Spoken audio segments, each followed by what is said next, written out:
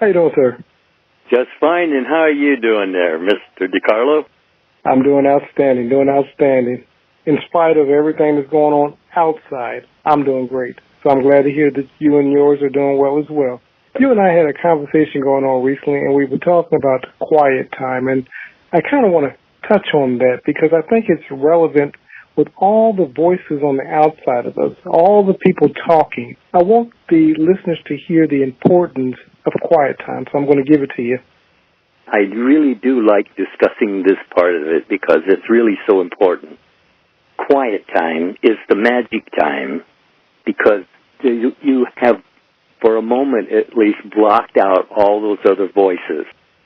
And in doing so, you now have the opportunity to change your mind, change your world. And we're given to do so. Change your mind, change your world. And you're doing so. Whether you're aware you're doing so or not, the point is that if you know that you're doing something, then you're aware of all the things that are needed to do it. Whereas if you're not aware you're doing it, you don't. And you could be putting yourself into a precarious situation, to say the least, because it's all attitude awareness and imaginational control. And that's going on all the time. You're on all the time. But doing what? Thinking what? Feeling what? Because subconscious makes a model of your everydayness out of that conversation. So watch what your self-talk is. It's very important. So now, and speaking of that, speaking of self-talk, as you and I were talking, a lot of people, the problem is right now, they're not even listening to their own self-talk. What they're listening to is what's being bombarded by way of the media. So all this noise, all this chatter. And what I'm not doing is discounting the importance of what's taking place right now. But what I am saying is that we have to be mindful what we're allowing into our mindscape, because Lindell said something when we were talking on our own, and he stated that, if we stop giving attention to what's going on the outside, it would cease.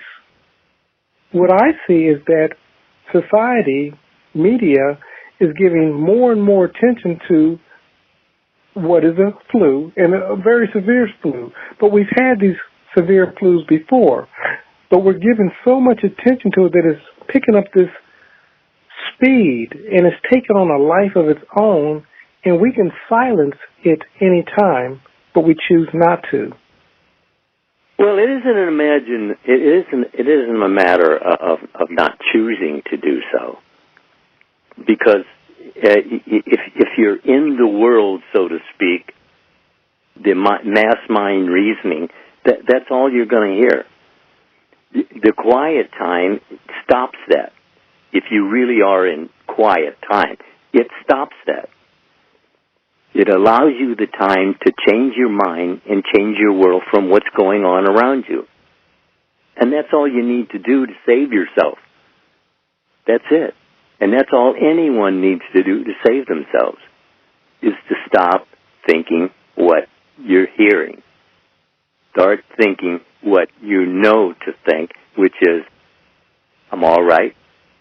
Everybody around me is all right.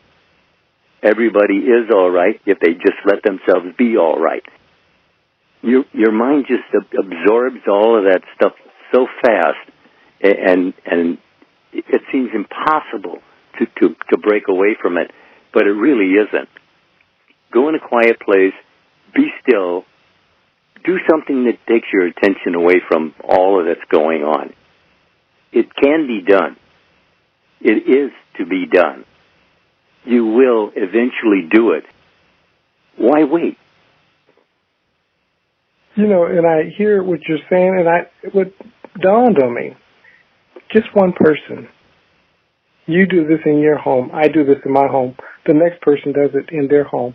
That's how the snowball stops. That's it. One person at a time. Well, that's how this whole epidemic is, isn't it? One person's got it and spreads it around to somebody else. If you're going to spread something, let's spread something worthwhile. And you had made mention of that. It's actually a good point. You made mention of that earlier in our conversation, and you were saying, why isn't it that we think on the lovely, that which is of good report?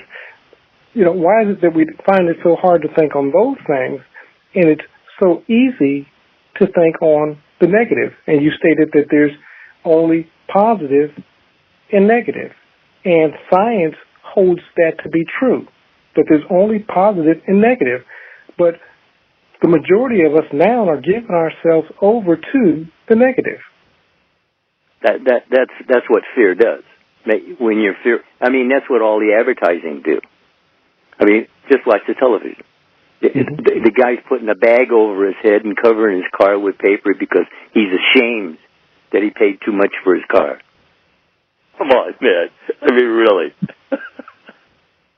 Well, we are byproducts often of very good advertising. Oh, yes. Yes. Well, look at it this way. Everybody is a preacher. Everybody's preaching something, whether it's wanted or not. But everybody is a preacher, really. Every time you speak to another human being, you either help them or help drive them crazy. That was that quote of Hayakawa. And we do this. We do it unconsciously because it's in our mindsets. You see, we think of these things and we're afraid of certain things because they're in our mindsets. You have to clean it out once in a while. You know, it's like Jesus went in the temple and cleaned out the money changers. Well, you got to do that too. And the temple's right sitting around on your shoulders. So get in there and kind of clean out all of that nonsense, because believe me, you'll be surprised at how much he collected of it. it's like downsizing. You know, nobody wants to throw anything away. Yeah, but it's needful. Oh yeah, it is needful. It really is. I mean, if you know, self-examination that was from thousands of years ago. That was recommended to everybody, that you examine what you're thinking about, because, as Scripture says, as you think, you are. As a man thinketh in his heart, so is he. And so is he, so does he, so has he. And it's on and on throughout all the stories, but that's the essence of the message. You see, you got to pick up on the essence of the message. It's not secular history anymore, it's divine history. Because it's moved on. Look how far we've moved. You know, an automobile has always been everything that needs to be an automobile was already in the earth.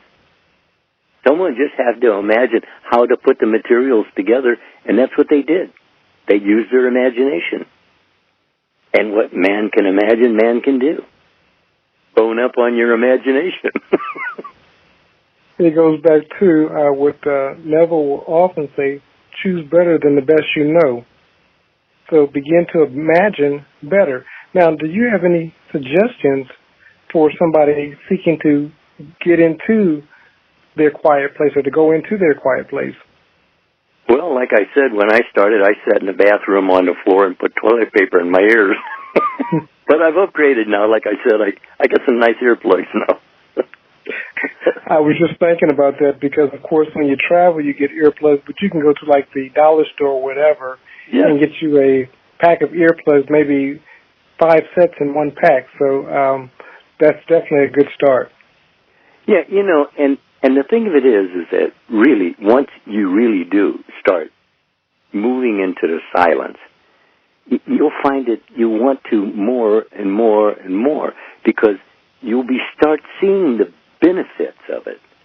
And there are benefits, definite benefits. And I'm saying this from first-person experience. There are you can search and find. That's what you're told. Seek and you shall find. Shall find. Not maybe, shall find. It's already planned out for you, that it's there. Feel after it, you'll find it. What are you feeling after? You're feeling after something, morning, noon, and night, but what? Thinking about something, but what? Choose it or lose it. Let me add on the feeling after. Right now, if what you're feeling after is what mass media is putting out to you, the only thing that you're going to reproduce in your day is fear, lack, loss, and limitation. There's no other way around it. So what we're asking you to do is to feel after something different, something better, something you desire. Would you agree? Yeah, well, he says, think only on things that are lovely and of good report. I mean, that's right out of Scripture. I didn't make any of this up. This is not theory. This is not speculation to me. This is actual fact. And you can prove it to yourself. It is given that you can prove it to yourself. You're told, as we just spoke, seek and you shall find. What you're looking for is what you're going to find because that's what's looking for you. It's the same energy. You're sending out the word. The word is a vibration, and that vibration will go until it finds a like vibration. That's the way it works. So what you're sending out is what you're going to get back, and it's going to have the attitude you sent it out with. So lighten up. You are the light of the world. Just lighten up a little. And I want to add something to that. What you're going to receive back is it multiplied. You can't just sow a seed and receive a single harvest, as it were. You sow a seed of corn, you're going to get a multiplied number of kernels on that stock of corn that you receive. Likewise with an apple, you're not going to sow a single apple seed and just get one apple. Likewise with your thoughts. Negative or positive, but that's the same thing. Pushed down, shaken together, and running over. If you're in that negative mood, don't do that. Because you do that, you draw all the ideas that fit with that negative idea. You're drawing more negative ideas as a companion to what you're doing. Think only on things that are lovely and of good report. I know that someone says, well, that's pretty hard to do in our society today. But just take time off from your society today, even if it's moments, and really think on things that are lovely and of good report, and that's your ideas. That's your business, what it is, but think on it, and you'll see the results. If you'll be consistent, if you'll be persistent, you have the authority, you have permission. God's told you, choose this day. Do so, and do so now. Absolutely. And so with that, I think that this really is what I wanted to do. This is what I wanted to convey. So, Lindell, I appreciate you giving up of your time and sharing with us. And listeners, I hope that you will turn off the TV, turn off the smart devices, put away the newspapers, put away all the negativity, and take a moment and go into the quiet place. Any closing remarks, Lindell? That's it. That's it. I recommend the quiet place because that's where you do your work of planning your world of existence, your world of experiencing in the silence. Think about that. I appreciate you, sir, and you have a great and awesome day. You too. Talk to you later. Talk to you later. Bye-bye.